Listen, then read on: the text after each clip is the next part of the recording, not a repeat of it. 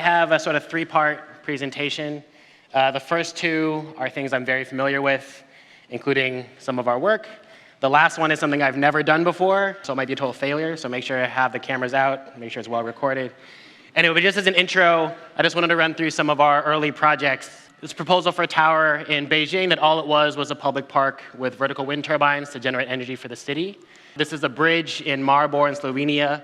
It was a pedestrian bridge, and the whole point of the circle was just a way to, well, one, make the bridge more fun to cross, and also actually get the view as you look down the river. So you're really kind of engaging with the environment a little more. We work a lot with Kanye, and so we designed a stage for him for his Yeezus tour a few years ago, and a few houses for him and Kim.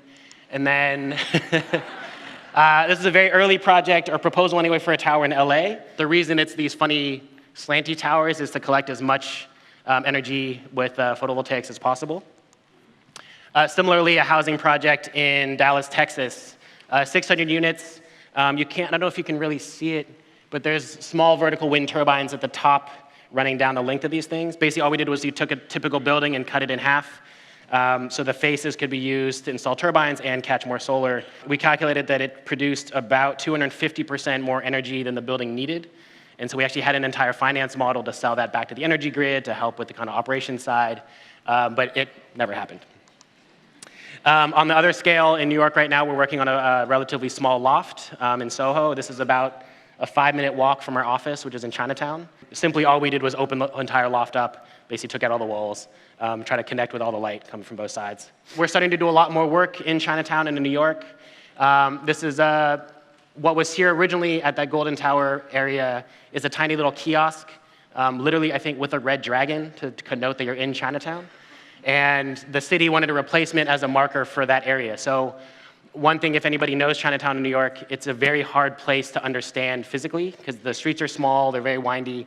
And so what we wanted to do was ability to get up into the tower, see over the neighborhood, and understand its context next to Soho, next to City Hall, next to Little Italy, so culturally understand kind of how it's placed in the city. The title for this project is really long. I think it's The Golden Tower for an Ascension to a Higher Being in a Land of Food or something. I don't actually remember.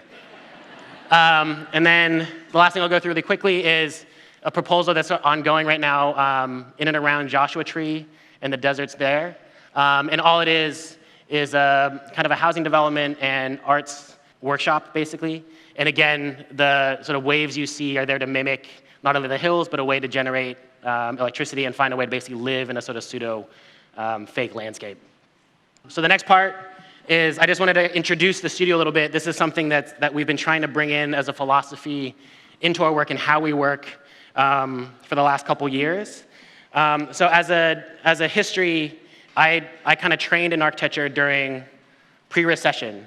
And that was significant in a lot of ways in terms of the kind of projects I was working on were big, or the kind of projects anywhere in the world at that time and going on kind of normally were big, insanely ambitious, and kind of useless, frankly, projects. Basically, there was a lot of money. There was a lot of ambition just to do taller, bigger, funnier looking, but no real purpose, I guess. But it was obviously incredibly fun to work during that period. What it instilled in us anyway was just that you could do really insanely ambitious stuff. The problem was, it was also kind of during a period where the term green architecture was kind of taking hold. And you could tell that at that time, and probably still today, it was more of a marketing tactic than necessarily any serious response to climate change or sustainability, certainly, 10, 11 years ago. Now, obviously, that's a very serious crisis. We wanted a way where we were just not kind of holding on, basically thinking of sustainability instead of an ability to sustain, something as productivity, so ability to produce good stuff as opposed to holding on and not trying to produce more shitty stuff. So obviously, what happened was this. Around 2010, or actually end of 2009, it seemed to make sense to start an office. And so I started an office called Family in 2010 with a good friend of mine named Juana Stănescu. And then beginning of last year, started my own studio called Food. Thank you for the intro. And one of the reasons I wanted to name it Food, well, I guess two reasons I wanted to name it Food. One, it's a ridiculous name for an architecture office. But two, it was one of the few things I could think of that not only everybody has a kind of emotional resonance with food, hopefully usually good, but also it's one of the few things that can bring, I think, people to the table. I mean, very literally in that sense. No matter what your political leaning, whatever it is, if the food is good, I think you're going to enjoy eating it together, even if it's just for that hour or so. And the idea of food culture, from local to incredibly international, that some of the best food is some of the cheapest, all of that was things that we wanted our work to embody, and it makes a good sweatshirt. So I wanted to take a little more time and walk through 3 of our more recent projects. Well, I take that back. This is actually one of our oldest projects, but it's still ongoing, so I like to think it's recent. This is a proposal for a swimming pool in New York. It's called Plus Pool for a fairly obvious reason, and the whole intent of it is that it works like a giant strainer. So it's Olympic size, or Olympic length anyway, and it filters about 1 million gallons of river water just through typical daily use. The reason the project came about was, so I grew up in San Diego, near the beach, grew up surfing, saw the ocean as real nature. Now, actually, I live, does that have a laser? Oh, sweet. I think I live right here. So I actually live closer to a real body of water than I ever have in my entire life. But for anybody in New York, it's a stretch to think of the East River or the Hudson River as natural. You don't think of Manhattan as a beach town. So typically, it's a place you kind of bike over, take the train under, things like that. So that changed, I think, a few years ago, just simply being really hot in New York and sweaty and probably a little drunk, and thinking, why don't I just jump into the East River, and then realizing it's a dumb idea. So the reason it's a dumb idea, besides all the traffic, there's incredibly strong currents, is obviously the waters are fairly polluted due to the sewage system of New York, which dumps excess sewage whenever there's a big rain system into the rivers directly. It's actually incredibly common. I think 90% of the largest cities in the world built on water, which is most major cities, deploy the same system. And so all we wanted to do was, could we carve out a piece of the river? The intent of the project is not to clean the entire East River. It's just to carve out a piece that's clean, give people a chance to swim in natural, chemical-free, safe river water for the first time in about a century. And then our hope is that changes the psychology of how people understand the river itself, make it a part of their life, understand it as actual real environment in nature, and protect it over time. To do that, of course, a caveat is I had no idea how to do this when I started the project. We started working with engineers at Arup, with Columbia University, sampled more water than I think has ever been sampled in New York City, because we were sampling every 15 minutes. Typically, you sample every 2 weeks just to get overall health. And so compiled a ton of data and started developing a proprietary filtration system. This is our first test. You can see it wasn't working. But our first test over on the Brooklyn side in 2011, I think, and eventually got it to work. And so where we are now is we're actually, I'd say working, probably we're fighting with the mayor's office, about the placement of it and exactly what goes around it. But when it was launched, I think a key thing, especially for designers, is we just launched it as an idea. We literally just built a website. I thought it'd be funny to put it out there, and we got so much interest in it that basically it brought on all the consultants and brought on the city interest and private interest to make it happen. In the meantime, we've been able to start a swim program teaching basically underprivileged youth how to swim. The idea is hopefully they can become lifeguards in a few years when the pool's open. And we filed for a patent for the filtration. This was about 4 months ago. We got approval for it. And it's patented as a cartridge so that it can be inserted into any shape pool, basically. But I'm very proud in terms of I never thought I'd have a patent on anything. So it's kind of exciting. And then I think a big point of it, or a big thing we realized or observed, was if a typical architectural design process goes in this direction, starting with policy and a client, eventually finding the funding and the site, ending with the design that gets built, we accidentally did it the other way around. We started with the design. That design actually brought in the team, brought on the site. We started with Kickstarter when Kickstarter was still very young, and raised more money than I think at that time any civic project had ever raised. And now we are actually starting to influence policy, whether the city likes it or not. We've been working with their departments to actually write new laws around this thing, because it's not quite a normal pool that needs chlorine, and it's obviously not a beach. So that's really exciting. I think that you can start with an idea that's designed, put it out there, and from the response, drive it so far. That's hopefully what it'll look like in a few years. The next project is totally the other scale, but a similar philosophy. It's a radio program. So our office is that building at the end right here. I think we're in there. And we had some free time, and so we took over a storefront in November of last year, started a radio program for 3 weeks with the intent of basically inviting artists and friends that we knew, architects that we knew, chefs that we knew, to give a live interview and then work out of the space so kids locally could come and meet them and frankly see that to be a professional creative is completely possible. You can make money doing it, maybe not that much, but you can certainly make money doing it. And so a lot of the questions were literally, how did you make your first dollar? What did you do to find that first client? Make it as accessible as possible, kind of talk about the codes of running a professional creative practice. The space was very simple. We just installed some funny tables. We called it office hours this first season for that same reason. The door was open. You can come in. You can talk to people you may like or discover people you didn't know about. And we basically made it a place for work. We installed mics all over the place so that everything was happening there was being recorded and streamed live. Minimal architecture, I guess. But what was nice is it functioned as a workshop. This is a pickling workshop that Lin Yi from Mold Magazine was running. We had a couple drawing workshops led by the New York Public Library across the street. A taco making workshop by Christian Pineda, who actually used to be an architect and started a much more successful taco stand in New York. Los Tacos #1. If you're looking for tacos in New York, they're probably, honestly, one of the better tacos, probably on the East Coast. He's also from San Diego, which is probably why they're good. And then Shirt, for example, installed in the entire place, installed an art installation. And again, the whole point was people could come in and take a piece of art off the wall and go home with it. I interviewed about 50 different people in the course of 3 weeks, friends, people I didn't know, a couple politicians. And we'll be finally now, I guess, end of February, putting that online so you can actually listen to the podcast of it. Before it was just live, so if you missed it, you missed it. But it was such a fast project and a kind of quick-fire thing to do that I think our whole office was really excited about it. And then lastly, and this kind of leads into part 3, is a series of projects we do with a guy named Virgil Abloh, and specifically his brand called Off-White, which is a fashion label. And we've done, we were hired to build out or design the first about 6 stores, which are all very different. This one's in Singapore, and if anybody knows Singapore, it's incredibly retail-focused in a mall city. So we had this beautiful all-glass storefront, and we filled it with concrete and basically blocked out all view into the store with the attempt of creating a gallery that was much removed from the retail side. This is the store in Tokyo before the clothes were installed, obviously. It's in an old office building, so we basically just made it look like an office. What's isn't shown here is we also installed a stock market ticker that wraps the entire space.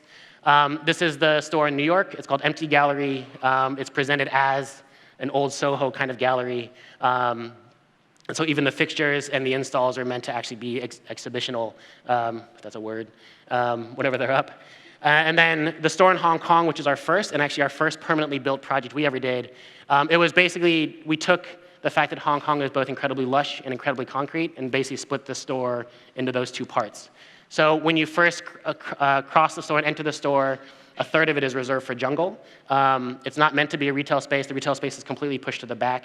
But the intent was that the doors never close, at least in this front half. The weather seal is in the back part. A glass piece slides across. But so if it's raining in Hong Kong, it's raining here. If it's humid in Hong Kong, it's humid in this front part. And so again, as a break from all the retail, we wanted people to just come sit, take a break. They might not even know what the store is about. So part 3, which I'm going to try, is to call Virgil. And we're going to try to design a city in 15 minutes. So Virgil, if you don't know who Virgil is, it's this guy. He's a trained architect or studied, got a master's at IIT. He then went on to work a bunch with Kanye, which is how we met him. He was basically Kanye's right-hand man, kind of creative director for a number of years. Started a bunch of different brands, including Pyrex, Off-White, which is now apparently known as the most popular brand above Balenciaga. But about 6 months ago or a year ago, he got tapped to lead Louis Vuitton Men's. So I'm hoping he has time to call in because literally his show for Off-White is tomorrow in Paris. And if he does call in, the hope is that he's sort of running around and we get to see him doing stuff. Neither of us have experience designing cities, so this would be weird. But we learned a lot from him working with him just to do things really quickly to get ideas on the table. It's something I think as designers, just to get conversations started, that don't fucking wait kind of philosophy. And so we'll see what we can get in that amount of time. What's up, Virgil? What up?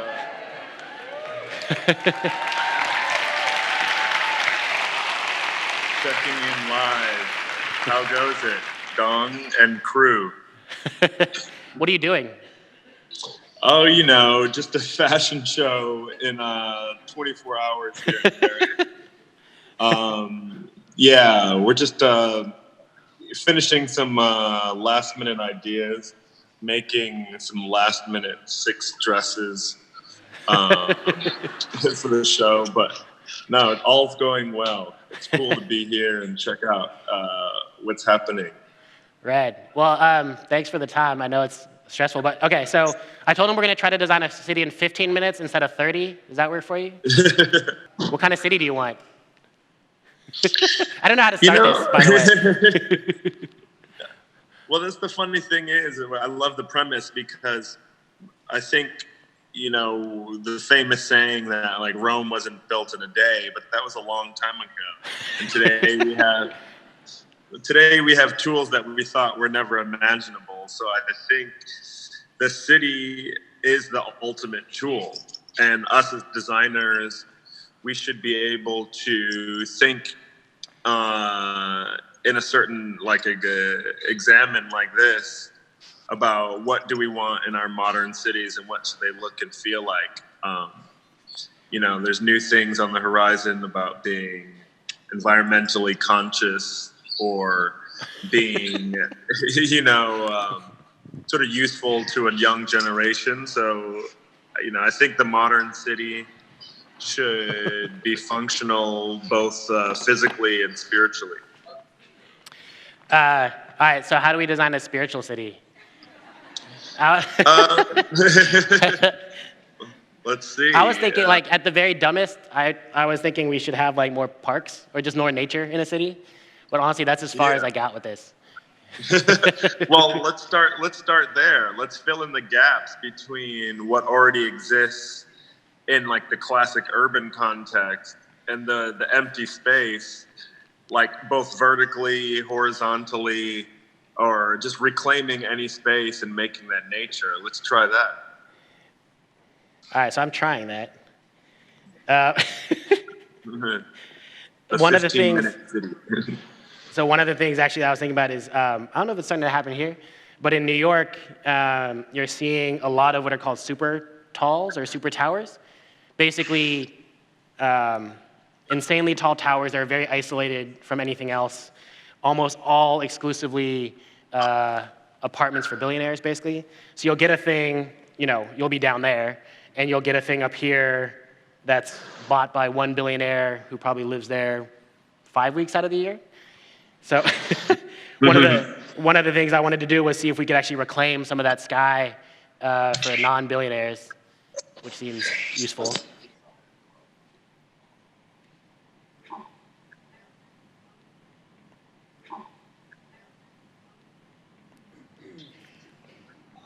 So could we actually, instead of just having public space, park space, nature below the towers, start actually encroaching back on those spots that these towers were starting to claim?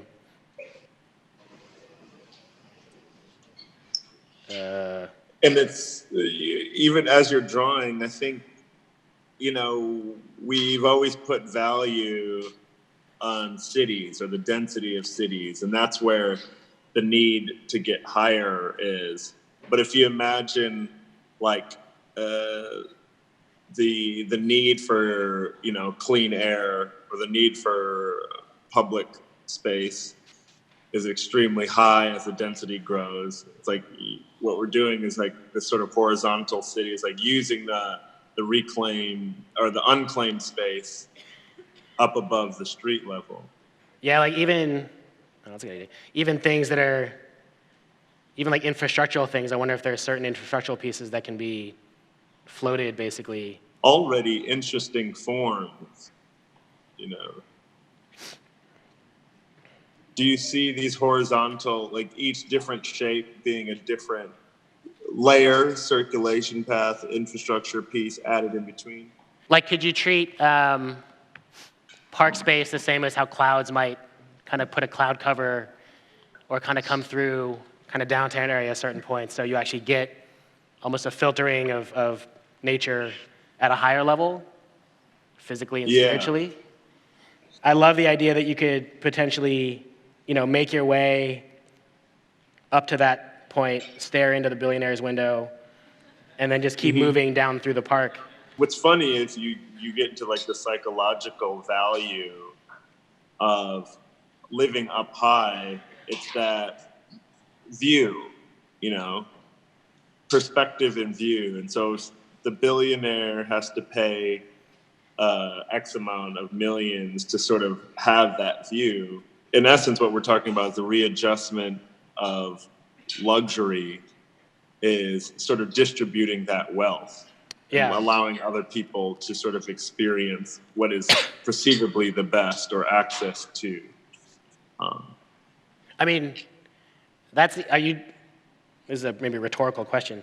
Are you doing that with your work? I mean, especially the off-white stuff seems kind of a lot of that philosophy was in that. Yeah. It's it's the scope. So, just a couple days ago, a bottle that I designed with Evian was released, but in the same breath of work this year extends between Louis Vuitton, Nike, and Off-White. And, I've always thought of design as sort of like all-encompassing, it's an empty laptop with multiple folders in it. Some folders have names, some folders are just the desktop. But cumulatively, what is on my whole sort of workspace is what's important. And I think, design across different spectrums is what we as a design community have the fortunate hand of shaping. So, some things fit in different realms, but I enjoy the variance between something as accessible and vital as water all the way to the 15-minute city. I was going to ask, do you see that philosophy working across all different scales? I mean, you basically design. Actually, is this the first city you've designed? Maybe this is the first city you've designed. I think, the first one this week.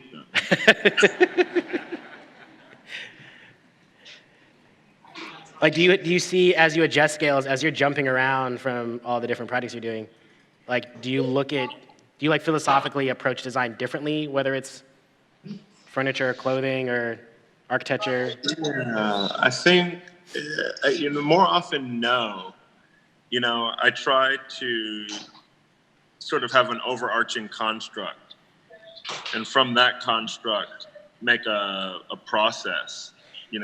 For me, design is it's a process. It's a way of thinking. Each individual in that room, or us as a design community, our value is our signature, or is our way of thinking. So I spend a lot of time sort of analyzing what I'm inputting and trying to sort of give voice to maybe those that don't have them in necessarily the traditional design community. So you're in a room full of designers, basically. Yeah. I don't know if that's good, but do you? Because I imagine you're probably coming across and working with a lot of people that actually don't have a traditional design background. Yeah. How do you? I don't even know how to ask this question. Is that something beneficial you see sometimes? Should people just not go to school? Sorry. Well. No, life experience is the greatest education. Those of us that have done formal education, understand its value, but also living and speaking and making the world smaller. I think we're at a unique time in the world where we're talking with the use of an iPhone and fast internet. So it's up to our generation to sort of challenge the past, but sort of provide new solutions and think free. All right, so last thing, since we have you, does anybody have any questions for Virgil? When are you coming to South Africa? Someone asked. Put you on the spot. No, hopefully within 2019. You heard it. There's a couple things on the table. Do you have any questions for Cape Town, for South Africa, Virgil? No, for sure, maybe an hour's worth. But I definitely would like to know like the top three sort of like hot topics that are part of the local South African community as it exists, you know, in like the contemporary society. The crowd So just got real loud. 3 might be hard. No, but I'd love just to hear maybe like some sort of one word sort of descriptions or of of what is sort of shaping the local culture and like what issues are sort of plaguing you or what you're trying to solve for. Land, apparently. Can you talk more about that? Like land in terms of ownership or land in terms of lack of land? All of it. Water. Oh shit, we need water in this city. Sorry, I forgot about that. What was that one? Oh, water, okay. Water. Mm-hmm. Racism. Mm-hmm. Rape. Wait, I missed some. There's a lot. You need to get down here fast, because there's a lot to do. But no, I think that's it's super important, the sort of sharing of local issues on a global platform, because knowledge, you know, having an understanding, because there's kids in Paris or there's kids in New York trying to use their local community to solve these issues. And, you know, that's my main love of traveling, is being able to see, you know, see what naturally exists versus what like a tourism idea of a place is.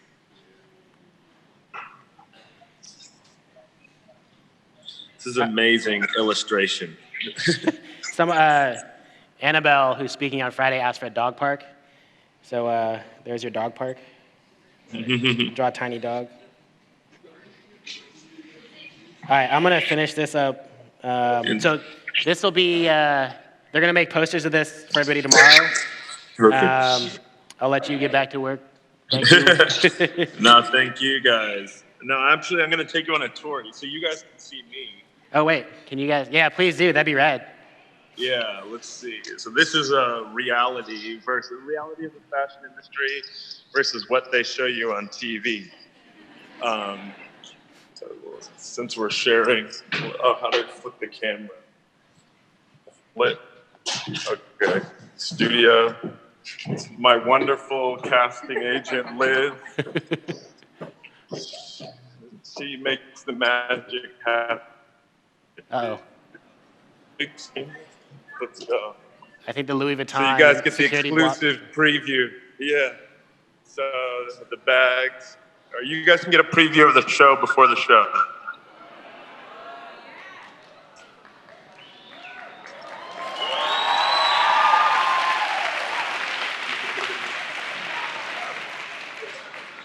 This is how we're rocking. You know, state of the art off-white tomorrow. So,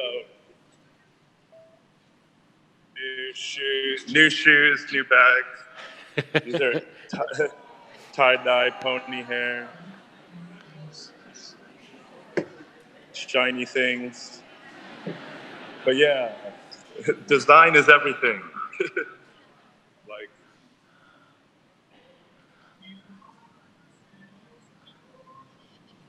you know,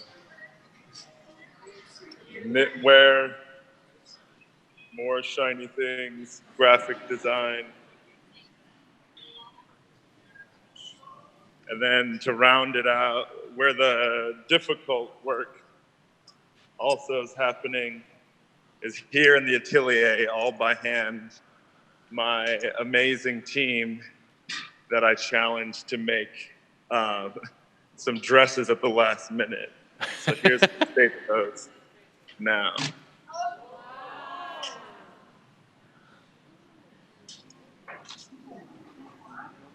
But, oh yeah, these shoes that I had the last minute idea of, I'm really happy about.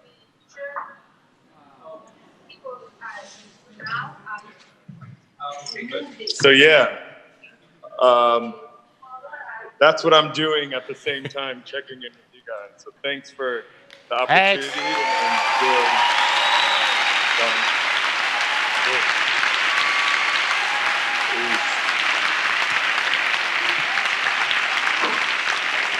Peace. Later. See ya. Take care. Have a good one. Love South Africa. Thanks.